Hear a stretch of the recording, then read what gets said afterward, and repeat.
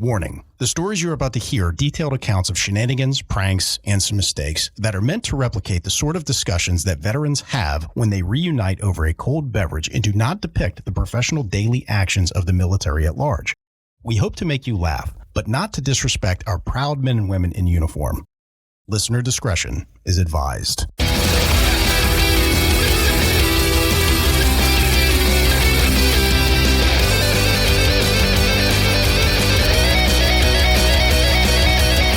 Welcome to Cammo Comedy, where we take a humorous look at the lighter side of military service. We got a big show for you today, but before we jump into it, if you like what we're doing here, give us a subscribe, give us a follow, whatever they call it on your podcasting platform. And while you're at it, give us a 5-star rating, write us a review, as that makes us more relevant in the algorithm and boosts the overall visibility of the show. But word-of-mouth advertising is just so powerful, so if you tell some friends, I will love you forever. Okay, let's jump into the show. I am your host, Aaron Wolf. Just as a friendly reminder to the audience, we put out a new show every single Monday, so make sure you give the notification bell a nice tap so you don't miss a new show. Just give it a nice tap. Don't say the balloon knot. Fuck you. Don't tell me how to live. What the fuck, I can see it on your face. You were going to... I wanted to say it. Yeah. I don't know much, folks, but I know I'd love to kiss this man between the cheeks. Joining me today is Call Sign Cheeks. Cheeks, thanks for joining me, man. Yeah, thanks for having me. You can spread cheeks and not hate later. How do you expect me to kiss you? All right. We're okay here, folks. All right. So check out this first story, man. This is going back to the 1960s, the Vietnam era. Yes. Right? So there was this young guy from Philadelphia. He had to been, about 18, 19 years old. He said he about 140 pounds, something like that. And he got drafted. Yeah. Right. So he goes to Relaxin' Jackson. And then after that, he gets transferred over to Fort Riley. Mm-hmm. He's in there for the first couple days. He's kind of bored. He doesn't really have a whole lot to do. So he notices that there's this library / Hall of Honor. Sure. Or something like that. So he's like, all right, I'll go in here and check this out. So he's kind of browsing around, and he's noticing there's these, different, books, historical artifacts, different kind of awards or something like that. And he's just browsing around. He's starting to get really into it. He's like, man, this stuff is pretty cool. He feels like I'm a part of this now. Yeah. And there's 2 floors of this sucker, right? So he goes upstairs. And again, he's just kind of really engrossed in everything that's surrounding him. He starts looking around. He realizes there's fucking nobody up here. Right? Mm-hmm. At first, he doesn't really think a lot of it because he's like, well, I'm upstairs, it's the 2nd floor, maybe. Yeah. So he goes downstairs. There's fucking nobody downstairs. Oh, no. He goes to the front door, and the fucking door's locked. He's like, oh, fuck, I'm locked in this motherfucker, right? So he's like, I don't know what to do. And again, he's a younger guy, and he's like, I don't know what the fuck to do. Like, he was just browsing around and got locked in. Like, he's like, I didn't hear anything. Like, nobody gave an announcement that they were getting ready to close down, right? They closed up shop and didn't check for anyone? No. So, and this is probably early on in his military career, right? Oh, brand new. So he knows nothing. So he doesn't know anything. So he's looking around. He's like, well, I'm guessing if I open the door, if I can even jimmy the lock open or something like that, it's going to set off an alarm. I don't want to get in trouble. He's like, look, this is an honest mistake. People are definitely going to have to take pity on me. It's not like I did anything or something like that. And he looks around. There's a phone, and they've got a number to the curator. Okay. He's like, all right, simple fix here. Yeah. It's, calls up the number. Hey, I'm trapped. Right? I don't know how to explain, but I'm stuck inside of the library right now, right? So he waits around for, a few minutes, and the lady that runs this library shows up with 2 MPs. Oh. And he's standing there like a dick in the front door, like... I'm picturing him from, John Travolta in Pulp Fiction. Yeah. When he's, shrugging his shoulders, and he's, looking around. He's got his lip out, Fucking meme. It's probably exactly like what this guy was doing. He's just like, I don't fucking know. So... one of the MPs, he says they're big, massive dudes, over 6 foot and everything. And they're just like, why are you locked in here? He's like, I don't know. I was just browsing around. And the next thing I knew, everybody's gone. He's like, I don't know what to do. I didn't want to set the alarm off. One of the other MPs goes, where are you from? And he responds, Philadelphia. One of the other MPs goes, did you sign up or did you get drafted? He's like, I got drafted. And both MPs look at each other and they go, Figures, another fucking loser. And then they walk off. What a He's dick. like, what the fuck did I do? Like, I was admiring all you guys' trophies and historical artifacts and everything like that. Like, I don't know. Like, he's just a young kid, man. So he's like, all right. And again, just like he assumed, they took pity on him enough, at least to insult him and then walk away. But like, no charges or anything like that. They're like, okay, he's, just a young kid that didn't know the hours of this place. And, they went on about their business and he went on back to his hooch. That's amazing. But I mean, think about that. Let's just linger there for 1 second, man. Talking about insult to injury. Like this guy honestly made the most innocent, honest mistake. Just gets roasted. Right. Gets roasted for it. Like he could have done any number of things. He could have busted a window and climbed out. I mean, we have how many stories on here where military dudes are doing some crazy things, right? Like he could have just jimmied the door open and ran for it and been like, okay, good luck finding out who fucking did this. Yeah. But like he did the responsible thing and I'm just going to call, the lady that runs this place and just have them let me out and explain myself. And they fucking disrespect him for it, man. That's damn. Funny. But we always like to say, Vietnam era guys, thank you for your service and welcome home. Welcome home, gents. Respect, gentlemen. Thank you. So our next one is a training scenario. Well, it's a training environment. These guys are in a convoy, so they got multiple trucks. They're going from point A to point B, and all right, they don't really have a lot of access to stop and get food and stuff like that. So usually in these situations, you load up with your pogey bait, right? Now, what is pogey bait? So pogey bait, it's a infantry term. So POG, pogue, personnel other than grunts. So if you're not an infantryman, you're a pogue, right? And pogey bait are like your lickies and chewies, your snacks, and stuff that you eat on the road. I can't help but just think, ooh, piece of candy. Ooh, piece of candy. Ooh, piece of candy. Yes. Right? That's basically the way infantrymen work. So, all right. So they get to where they're going, and obviously they don't have time to go to the store and get snacks and stuff. So this one dude's sitting there laying on like a gym mat, and he's in his tighty browns. Okay, no shirt on. You gotta be fucking shitting me. He's just sitting there in the way. Wait, he's got no shirt on, just sitting around in his fucking underwear? Yep, in his little tighty tans. Okay. I mean, look, I kind of respect it. You got to get comfortable. Right. You got to be responsible for your own comfort. Yeah. But damn, anyway, continue. And they're saying this dude's not the best looking guy. All right. Looks like a crab without his shell, if you will. All right. And he's sitting there digging in his nuts. All right. And then no fucking way. Alternating his nuts and picking his nose, and he's eating a bag of Doritos. Okay. So he's swirling around in the bag of Doritos, back to his nuts. Oh, you've got it. That's gross. And he holds the bag of chips over to the guy next to him. He's like, hey, you want some chips? Nah, man, I'm good. I don't care how hungry you are. I'm not eating the cheese off some other guy's nuts. No. Fuck Extra that. ingredients. Oh, man. That one had me in tears.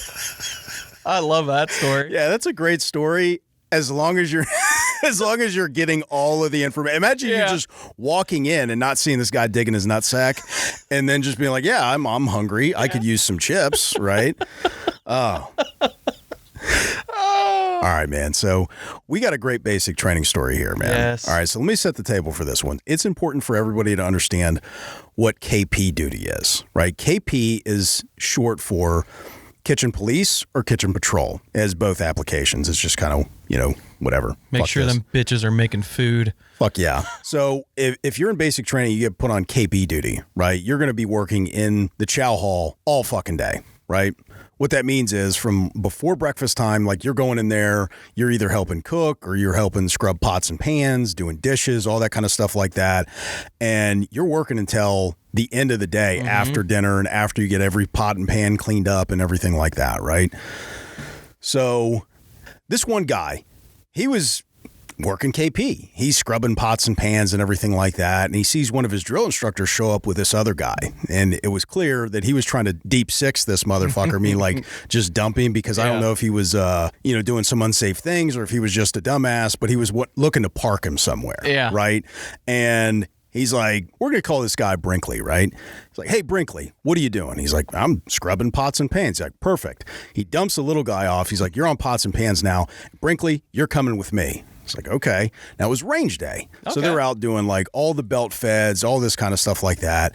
And it's toward the end of the duty day. So they drive out to the range and they have an M60 set up. Now, for those of you in the audience who don't know about range day, that nobody ever wants to do the paperwork with bringing rounds back. You get an allotment of rounds, you take out there, you need to fire them all, and then you come back. If you don't fire them all, you got to fill out all this paperwork, get them, back into the inventory, all that kind of stuff. Track all the lot numbers and all that. Exactly. So they want to expend everything. So here comes Brinkley, and they have the M60 set up with about 600 round belt just sitting right there.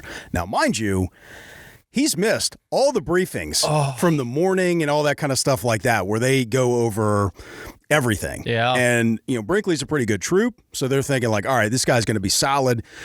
Set him down. It's like, bro, you know what to do. Yeah, because there's certain things in infantry school that you have to complete in order to graduate. And some of those things are like, hey, you got to get trained on the AT-4. You got to get trained on these belt-fed weapons. And if you don't check that box, then you get recycled. Absolutely. So, they're hooking this kid up. And they're saying, hey, man, this guy's a strong guy. You get to go burn off 600 rounds at the end of this day when you should have been on pots and pans. He's like, all right, I've seen John Rambo do his shit. I know exactly what to do. Yes. Fuck yeah. So he looks out downrange and he sees an armored personnel carrier just sitting off in the distance. And he's like, fuck yeah, that's my target. Yes. Okay, I've seen John Rambo do his shit. I know exactly what to do here. So he hears the drill sergeant call out, ready on the left. Ready on the right. Range is hot. Range is hot. And he says, go ahead and fire. So now, because this guy did not go through the briefings, he did not understand that you were supposed to use bursts when you use a machine gun. He's just giving her hell. Yes. He's just burning all the rounds down. On a 600 round belt, right? 600 round belt. And he's just like, fuck yeah. He's seeing rounds skipping off this armored personnel carrier and everything like that. He's just fucking firing it up. He says, just about that time, he's like, I feel something off my heel. But he's like, I'm doing this. I know what John Rambo does, right? He's taking care of motherfucking business. So then all of a sudden, he just kind of feels his head start to bob up and down and stuff like that. Doesn't think a whole lot of it. He's like, oh, this must be like a stress fire here. Like, fuck yeah, man, I'm tough. Still holding the trigger down. He's probably burned through about like 300-400 rounds by this point. And then all of a sudden, he's like, he's feeling something on his ribs. He can't quite make it out, but he's like, yeah, fuck yeah, stress fire. I'll show him that I'm a good troop. Oh, that barrel had to be so hot. Oh, he said that like heat was just flying off this thing, but he's just like, I know what John Rambo does, and he's just giving it hell. Well, right about that time, he's hearing like dong, dong, dong, dong. And it's just like he's kind of like getting hit in the helmet, and he's just like, all right, this fucking stress fire shit's getting out of hand, man. Yeah. He's like, the next thing you know, I got kicked in the face. And he gets up, he's all fucking pissed off, and he's like, halt, cease fire. He's like, what the fuck was that? And so he's like, okay. So he goes back down, finishes off what little of the belt he had left. Yeah. He does about 600 round burst almost, and then he just he cranks off the rest of the rounds. The last 3 bullets. And he got PT'd a little bit. Yeah. He doesn't quite understand. So like after he gets PT'd, he goes back to his guys. He's like, bro, what the fuck was that? What the hell happened?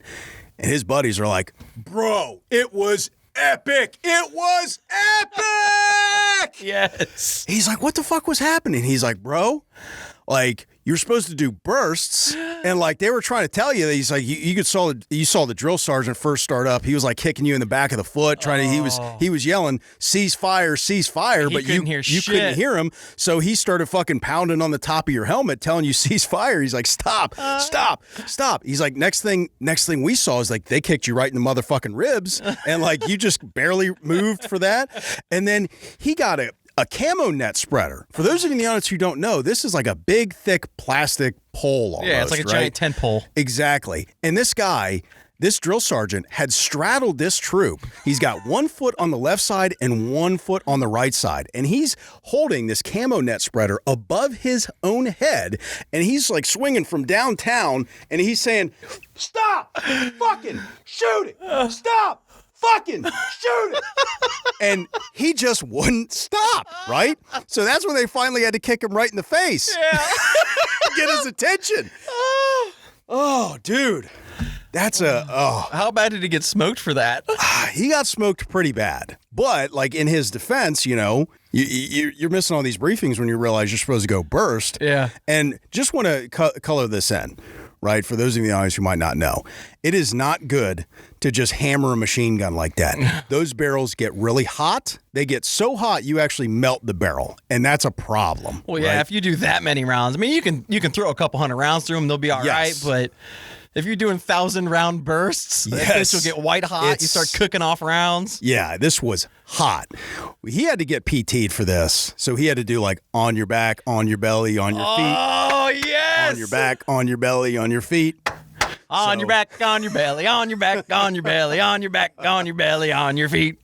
Oh, so we used to get that all the time in basic 2, and they would start off nice and slow, and then they'd speed up, and they just keep going and going and going and going. Yeah. Oh man, fuck that noise, man. But I love that story, man. Look, in this guy's defense, he was giving her hell, man. Hell yeah. And sometimes when you're a tough motherfucker, it's a little harder to get your attention. Yeah, tough motherfucker, that one. Oh, man. that's amazing. Yeah, man.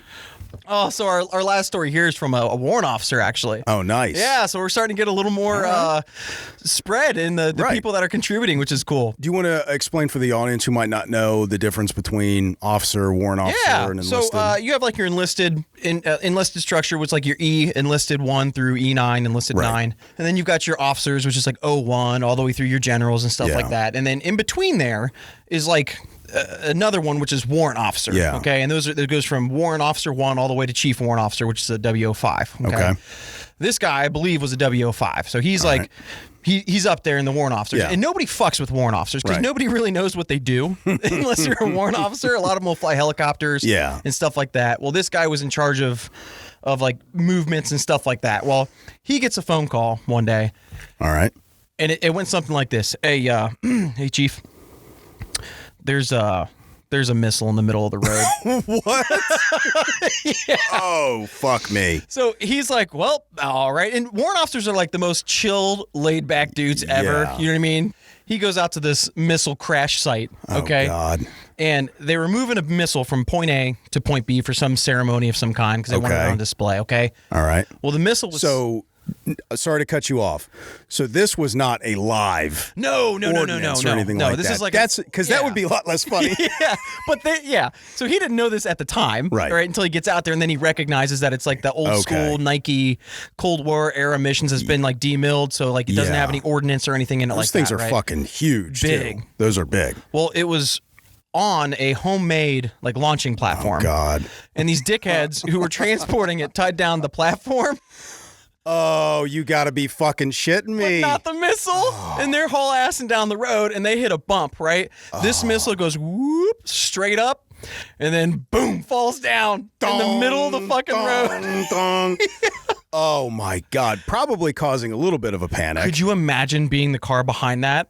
Oh, no. That would be, you're like, oh my God, what kind of shit is this? Today's the day. Yeah. You're like, oh, fuck. Yeah, he said that they had to get like these wreckers, like aircraft recovery vehicles out there because it's not a small missile. You know what I mean? They had to get these aircraft recovery vehicles out there, pick up the pieces, get it to where it needed to go. And you definitely need like a communications piece to this one too. Be like, all right, all the civilians out there, there is nothing dangerous about this. It's just a shell. It did. Yeah, it made the news and everything.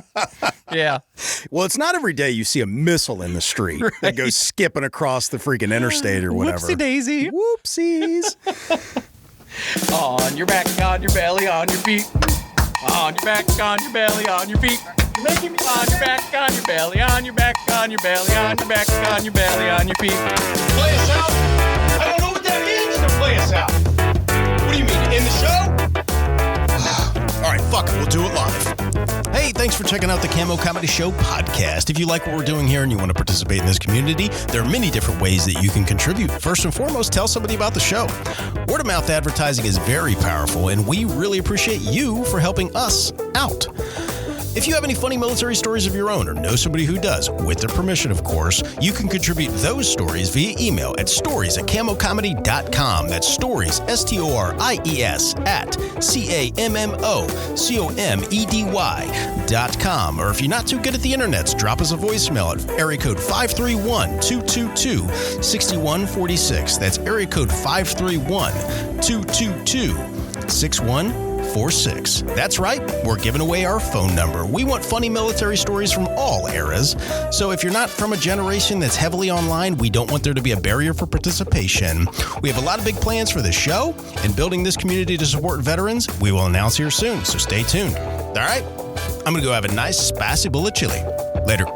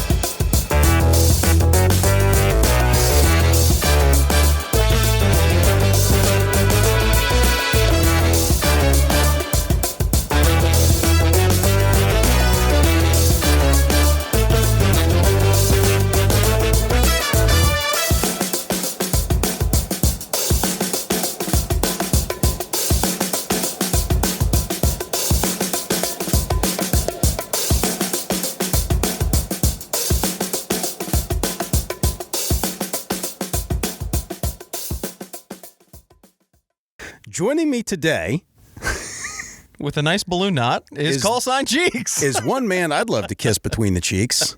Call sign Cheeks. Oh, remember, folks, spread cheeks, not hate. Let's redo some of that.